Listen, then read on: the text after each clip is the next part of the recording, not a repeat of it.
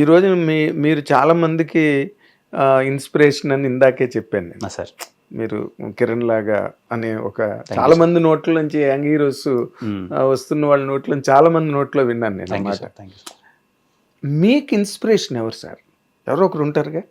లేదు sir, to be very honest Nagendra sir, అలా ఎప్పుడు అది ఆ ఫీలింగ్ రాలేదు సార్.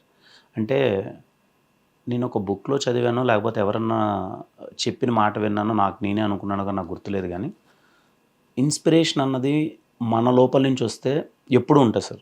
ఎవరినో చూసి ఇన్స్పైర్ అయితే ఎక్కడో పాయింట్ ఆఫ్ టైంలో మిస్ అయిపోతాం. వీ షుడ్ ఆల్వేస్ ఇన్స్పిరేషన్ అన్నది మన లోపల నుంచి రావాలి.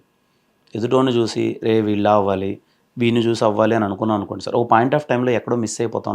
నా పర్సనల్ మిమ్మల్ని మీరు మిస్ అయిపోతారు. మన లోపల నుంచి రావాలి, మన మీద అవ్వాలి, మనలో మనం చూసుకోవాలి, మన మీద అవ్వాలని ఒక ఎవాల్వ్మెంట్ ఉంటుంది కదా సార్. మన జర్నీ మనము అది ఉంటే ఎప్పటికీ లాంగ్ లాస్టింగ్గా ఉంటుందని నా ఫీలింగ్ సార్. అందుకే నేను ఎప్పుడు ఐ థింక్ నేను అందరి సినిమాలు, హీరోల సినిమాలు చూస్తాను. I think biggest commercial fan అని చెప్పుకోవచ్చు. అందరూ కమర్షియల్ స్టార్లు అది ఇది పక్కన పెడితే కింద లెవెల్లో సినిమాని పిచ్చి పిచ్చిగా ఎంజాయ్ చేసే అతను కూడా is a biggest commercial fan. నేను అలాంటి ఒక ఫ్యానిజం చేసి ఫ్యాన్స్ ఇవన్నీ నేను అక్కడి నుంచి వచ్చాను కదా సార్ ఇదంతా.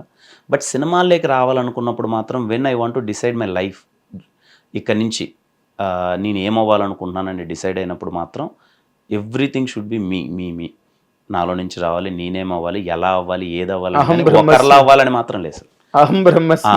నేను ఎప్పుడు ఇప్పుడు ఐ నెవర్ థింగ్స్ దట్ నేను ఒకరిలా అవ్వాలి, వీళ్ళ నేను అవ్వాలి అనేది ఎప్పుడు అనుకోను సార్.